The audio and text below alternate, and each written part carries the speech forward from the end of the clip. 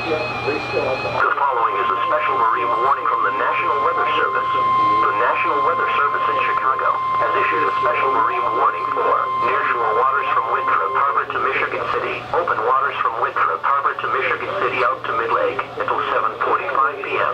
At 5:47 p.m., Doppler radar indicated a line of thunderstorms capable of producing dangerous winds in excess of 50 knots and large hail 60 nautical miles southwest of Northerly Island, moving northeast at 20 knots. This thunderstorm will be near Northerly Island in Calumet Harbor around 6:40 p.m. Wilmette Harbor around 6:45 p.m. Boaters should seek safe harbor immediately until this storm passes. A severe thunderstorm watch will be at 12 o'clock p.m. Sunday evening for northeastern Illinois and northwest Indiana. Harbor around 6:40 p.m. Wilmette Harbor around 6:45 p.m. A severe